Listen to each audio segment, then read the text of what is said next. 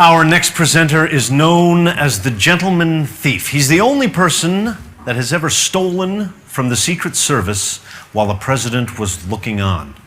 That's quite a credential, huh? Tonight, he's going to share with us some of his techniques in psychology and show how they can be applied to magic. Please welcome Apollo Robbins.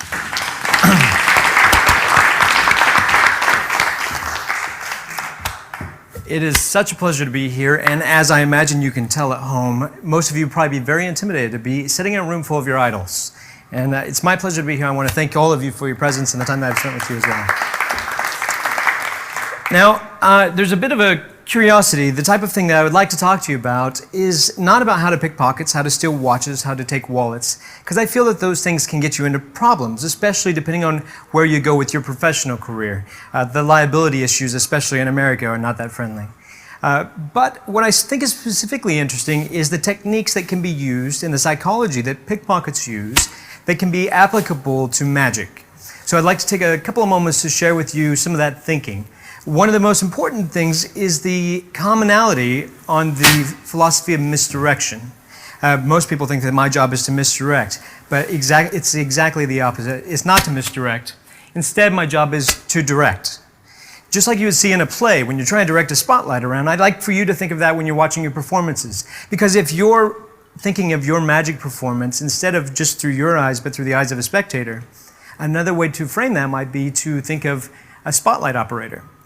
If you see where the spotlight goes around the space, you also see where their attention goes. And that kind of happens based on whether it's tension or whether it's relaxation. Now, I believe it was Skinner that said, never change the technique. It's not necessary. You can just change the moment. So we'll try to take advantage of a little bit of that. A specific example that I think would be of use to you would be how we can manipulate focus.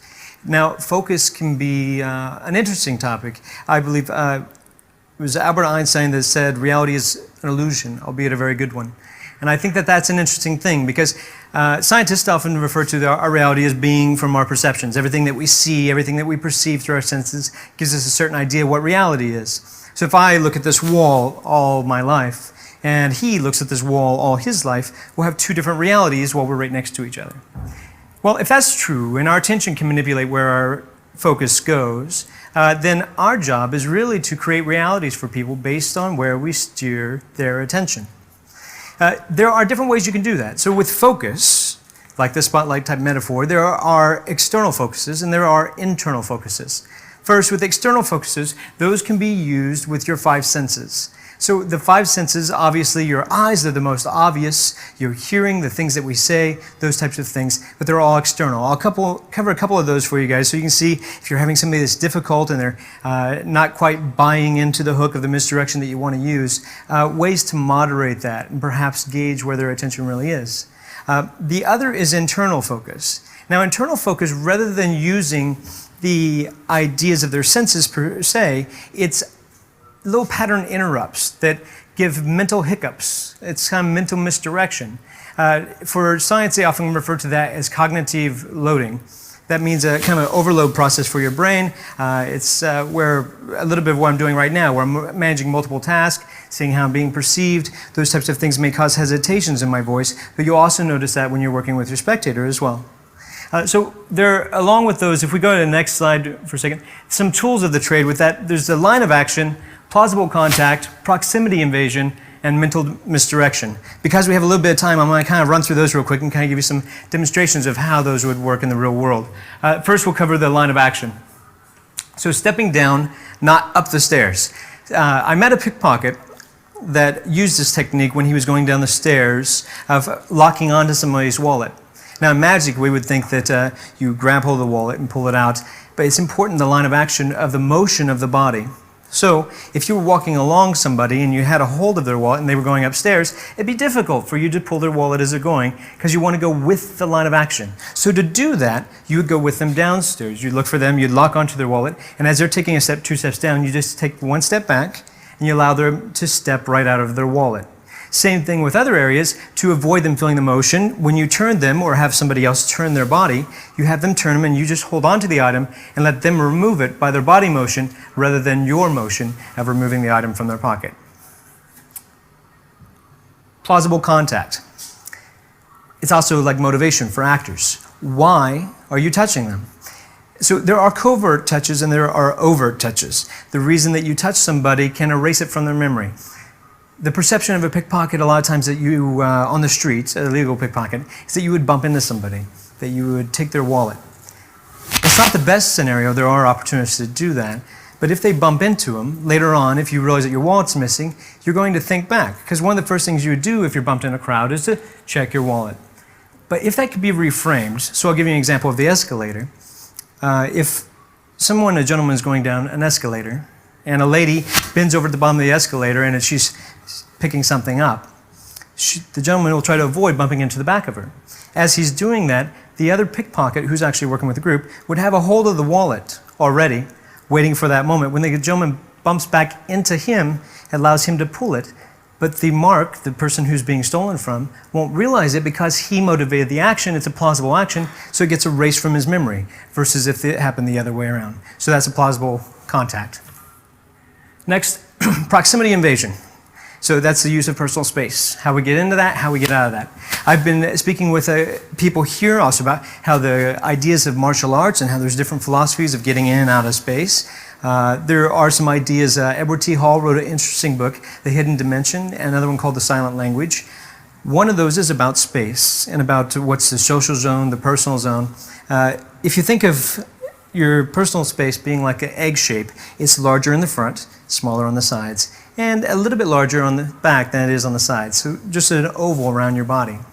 You can use that in some interesting ways. So if you were coming into somebody's space directly head on, in fact, let's see. Leonard, would you mind if I borrow you just for a second? Not for too much, but if you could just come forward. Perfect, I got you right here. Come right this way, just face me straight. So right now I'm at an uncomfortable closeness, aren't I? Okay. And a little bit more so now, I'm a little bit invading your space. Right. So I'm at your space, outside of your space, just by shifting my weight. If I would like to get into Leonard's space, all I would have to do is break eye contact with him and move to the side. It's almost like we're sharing something now versus just coming in. Now, if I would keep eye contact with Leonard as I go into his space, it keeps his focus up versus looking down. Likewise, how you can use this with a technique, if I'm doing something here and I don't want his focus completely on my hand, I just have to bring my face up. And he has two choices. Either he'll look at me or his mind will be split. That goes to the internal misdirection. Thank you very much, Leonard. I appreciate you making the effort to come over. So that's a method of internal type of area. I'm using the proximity manipulation with the personal space. So if we go to the next slide, the mental misdirection or cognitive loading. Cognitive loading can be accomplished a couple different ways. A common concept for that is using questions. The way that you ask somebody a question, the way that you, if you've ever heard a double talk expert or somebody who stutters a little bit, you want to, the way you're processing the information or the way you're perceiving it, if you have 2 or 3 thoughts that go at the same time, it suppresses your external senses. And that's an interesting idea that sometimes you can't see things just because of what you're thinking. It's kind of like a daydream if you think of it that way. You're not processing what's happening around you, you're just inside of a daydream. So let's take that a step further with the gentleman I referred to earlier, the pickpocket. He had an interesting line. It was a simple question. Hey coach, how you doing? So he would do that when he's approaching a couple. There would be a husband and wife, and as he's approaching, he'd go, hey coach, how you doing? As he goes to shake the gentleman's hand, he's asking the hey coach, how you doing? But he's stealing openly, without any kind of cover, inside the purse. Now, he knows that what's going to happen inside their heads is more important than what they actually see. So this gentleman's going to be asking, I'm sorry, I don't recognize you, I think you're mistaken. He's going to be processing that first. And she's going to be asking, when were you a coach? And both of those things suppress what's actually happened, the visual aspect of what's actually been stolen. So that's one example of cognitive loading. Now, there's a different example. If we go on, how you can apply that with magic. If you were to hand somebody a deck of cards and you're palming out, holding out some cards, and you say shuffle the cards, that person right now is in a neutral position. They could shuffle the cards, or if they're suspect at all, they could choose to look around or choose to check to see if you're holding out, depending on your attitude. But if you reframe that same statement and said, show me how you shuffle, or how do you shuffle? Those types of open-ended kind of assumptive questions. Now what that will do is it gathers information where they become internal and they're processing, well, what is it he's looking for with how I shuffle? Or, you know, I don't shuffle that well, I hope not everybody's watching me. But what they are is not in a neutral position to judge you, but instead in in a position that they're self-conscious about themselves. So you can ask questions that contain surprising information, requires a decision, asks them to take action, or uses incorrect assumptions. Those types of things kind of move you along the way of different things that you can do to create cognitive loading or mental misdirection. So that's one technique. So I'd like to take it a step further and show you some ideas of how you can do pickpocketing backwards. We'll use some of the techniques I just showed you, and we'll use some body loading. So body loading often is referred to as pickpocketing. There are some interesting manuscripts. Eddie Joseph had a piece that was on body loading. It was an interesting idea, some of the multiple layers of what he would do, but I feel like for magic, we don't even need to do that much. Just simply putting a card in somebody's pocket can be an interesting effect. So with that, like for right now, with my business cards, I have them made firm, so they're rounded edges, so it's easy to put in somebody's pockets. So if you were to ask Barry, Paulino, Gaetan, Ponte, Gene, Anton, Stan, Leonard, and Eric to check their pockets right now, they would all find one of my business cards from earlier during the break. And those techniques for how you get them in and out of their pockets are something I'd like to show you now. So let's move on to the next slide. The barometer handshake. Ponte, may I use you, please? Come on up. You have my card. It's in your inside right jacket pocket. Oh, come on up.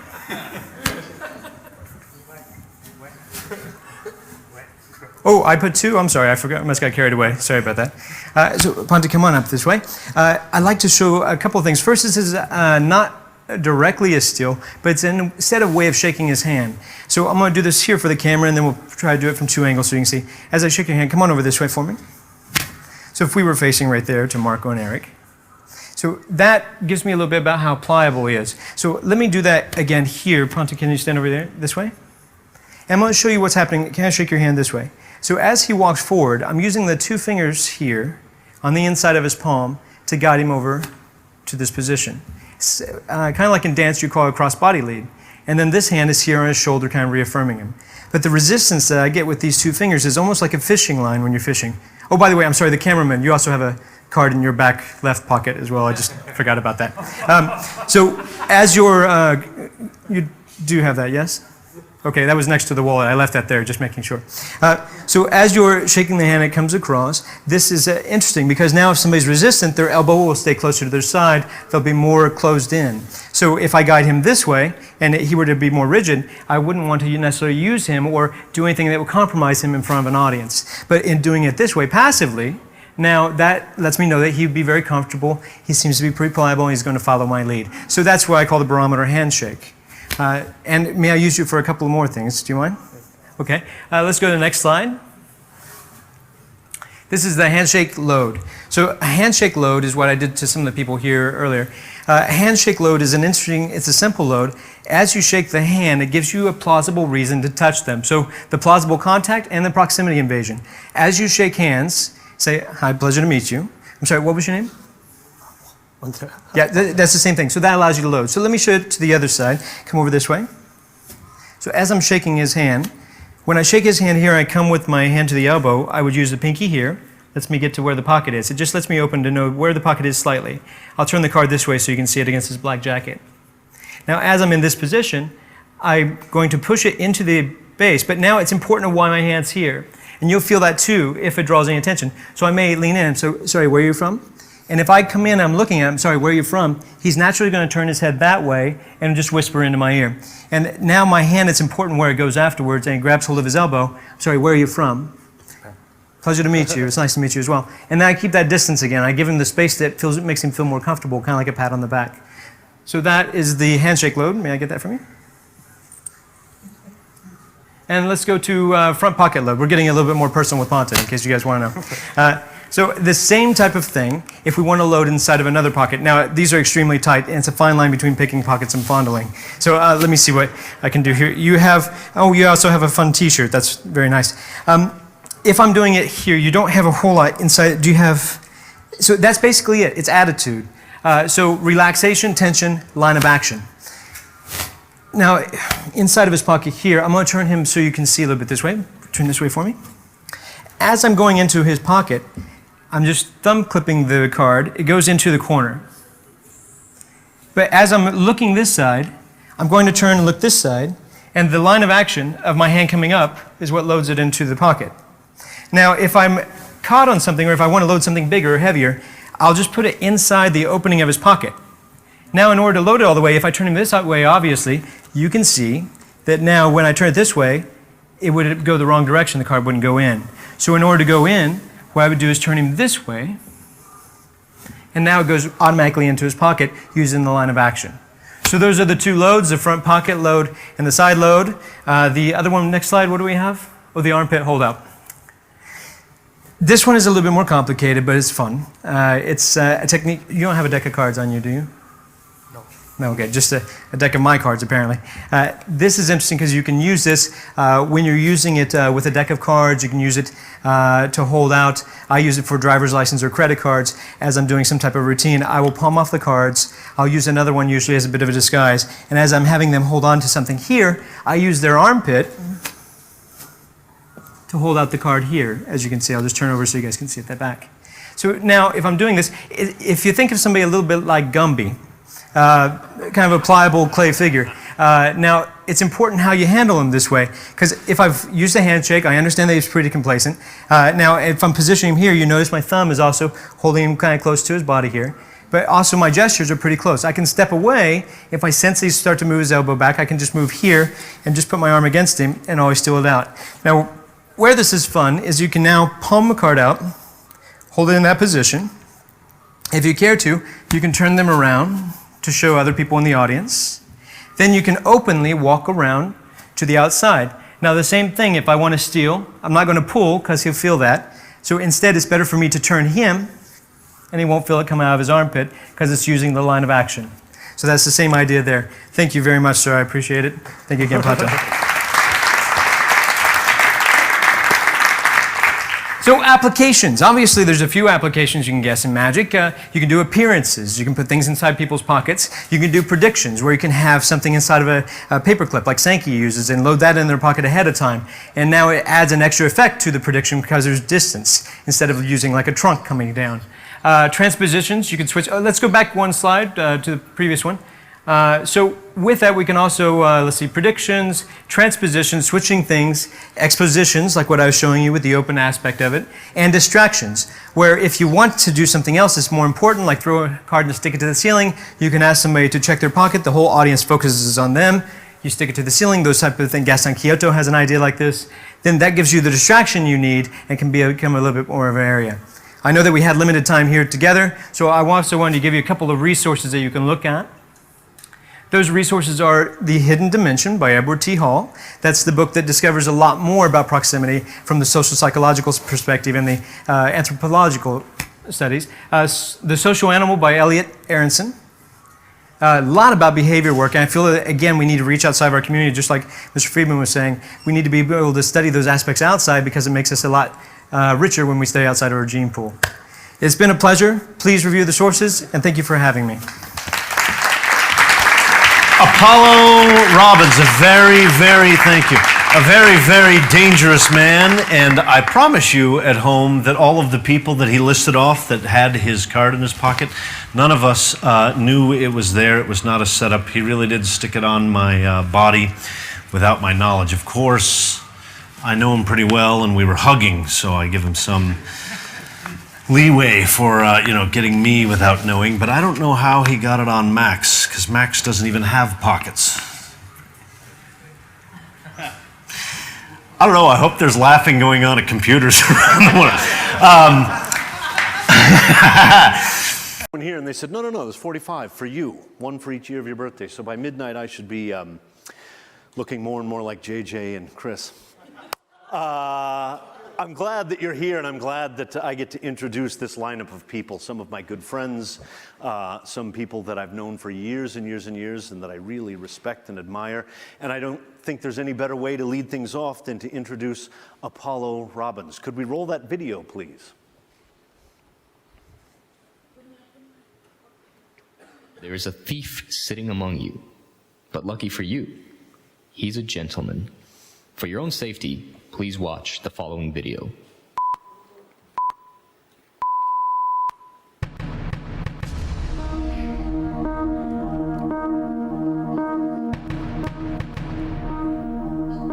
How many think that they could never be conned? Please welcome the stars from the True TV hit show. Our next guest may change your mind. Please welcome Apollo Robbins.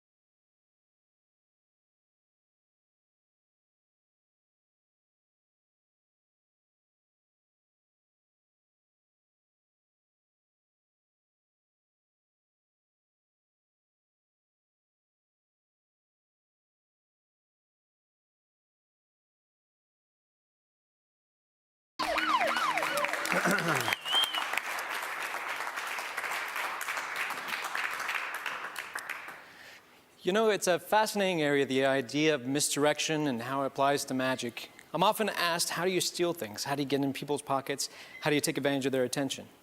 Well, the term misdirection, I believe, is a bit of an assumption that you already have their attention.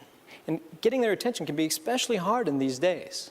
Because with cell phones, with text messaging, there's a lot of tug of war between your audience and the attention.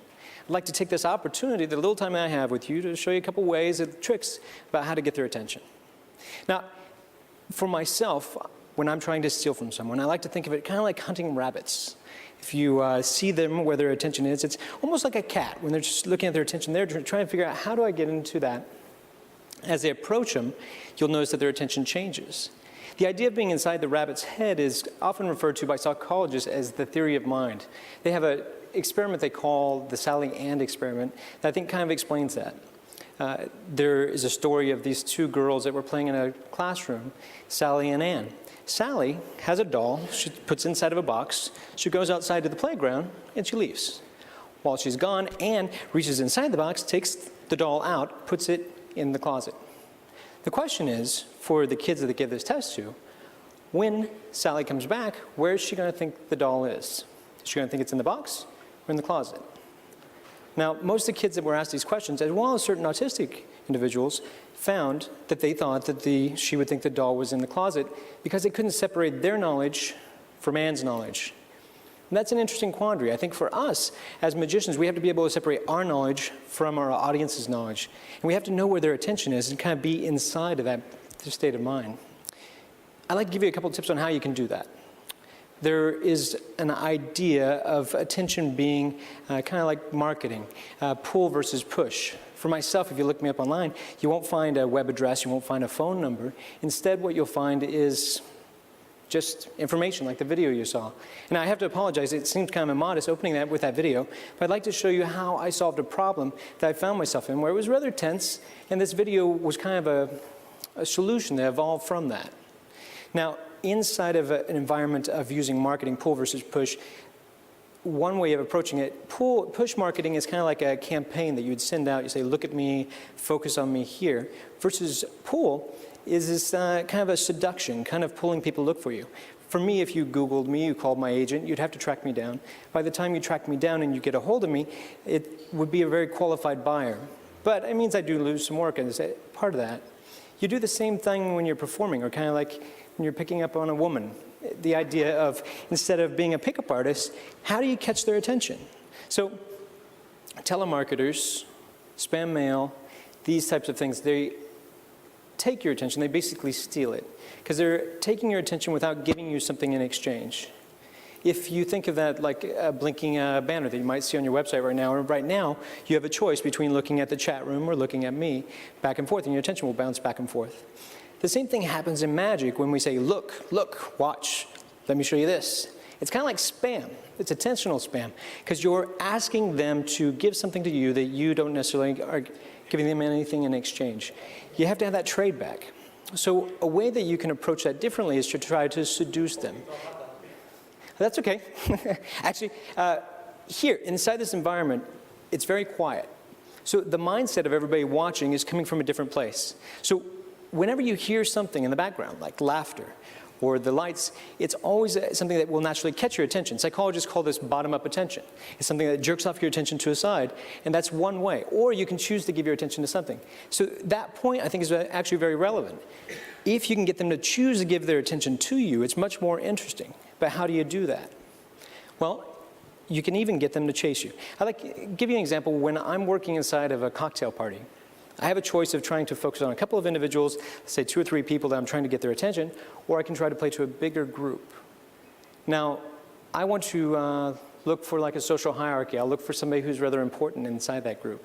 Something that everybody would like to talk to, like an executive, a VIP. Let's call him George Tovar. So George Tovar is an important VIP, somebody who is rather postured in the community. I will look to identify where he is, then I'll walk around and I'll tap several people on the shoulder and I'll say to them, watch what's about to happen to George. Watch what's about to happen to George. I continue doing this in about a 50-foot radius around where George is. Then I go up and I do something. In my case, it's pickpocketing. I introduce myself to George, I do a demonstration for him, I'm stealing. But the reaction I get is much larger now. Instead of just being in one focused spot, I've got a bigger, broad reaction to that. What this allows me to do now is instead of going up individually and introducing myself multiple times as I work, it allows me to be kind of competed for. I have the attention of a lot of people at one time. So they're pulling me from place to place and trying to get me to go because they've already seen me. They've seen me in this environment. They've been passively introduced to me by watching me from a distance. So this same thing right now, when you watch a situation, everybody receives it differently, from a different perspective. The cameraman, he has a certain goal. He wants to try to keep me in focus, try to keep me out of the light as I walk straight into the camera. Otherwise, he'll lose the image. Same thing for the soundman. The soundman wants to try to make sure that any kind of background noise, an airplane flying by, doesn't there. But he's watching the same set that you are. And you, as you're watching, are trying to determine if I'm worth the value that you've invested in this talk.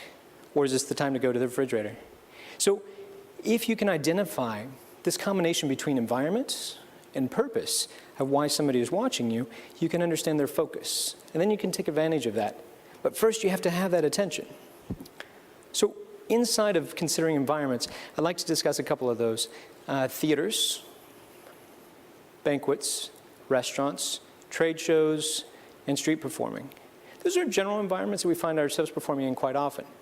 The interesting idea is when you're in a theater, you've just put yourself in an environment that is conducive to focus. The idea of a theater with the stage, the lights, the sound, is that you're going to focus on one spot. And generally the people are there for the reason to see you. Much easier to have their complete attention.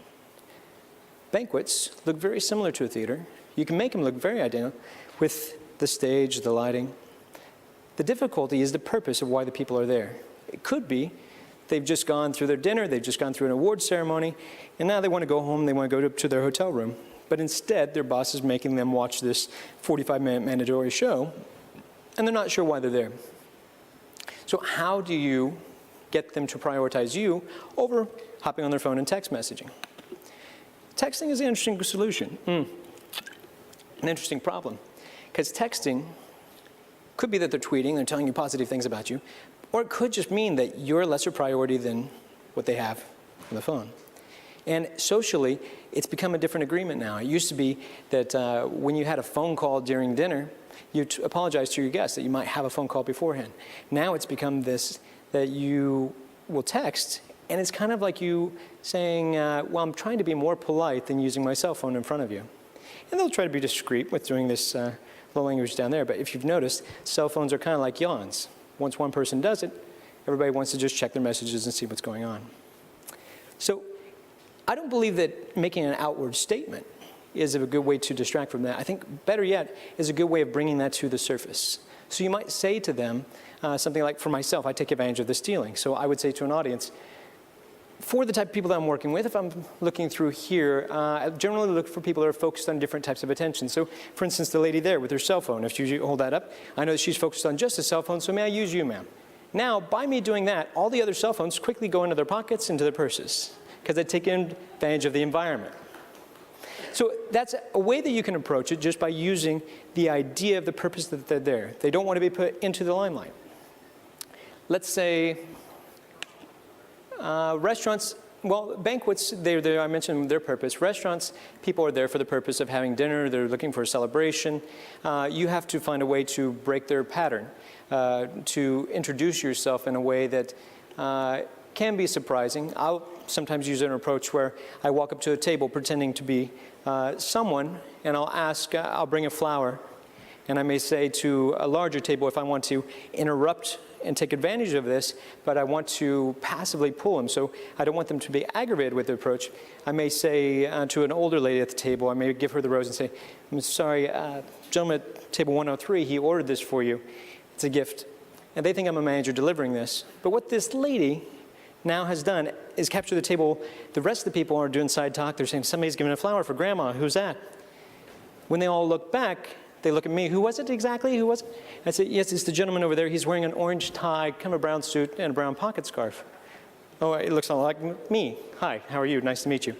So what I've done is I've kind of lured them in and kind of given them a little bit of a game, and they realize the playfulness of it. And it is a ploy for their attention, but I've taken them on a little journey. And I'll usually release. I won't go straight into anything. I say, I'm part of your entertainment, but I'll take advantage of you later. I'll be back. And I would leave and come back. But it is that give and take. It's like a salsa dance. You go in, you come back. If you put too much force towards pushing yourself, people's natural response is to resist. Now, the more captive audiences, the banquets, the restaurants where they're sitting at the table, the theaters, they have choices of where to go. But what about environments like a trade show where they're passing through, or street performing? It's harder then to capture their attention. And if you watch somebody who's really good at those, actually we have somebody here, Peter Wardell, he'll talk to you a lot about that with the street performing. If they can capture an audience, then that audience is truly interested and invested in what they're doing. And usually that's what's amazing when you see a street performer transition into the stage, because they have more of a control over the attention of their audience. They understand that dynamic. So it makes sense that you'd see somebody working in a trade show, they would know this, that applause can sometimes be polite. So if you want to get more attention, you can also generate laughter.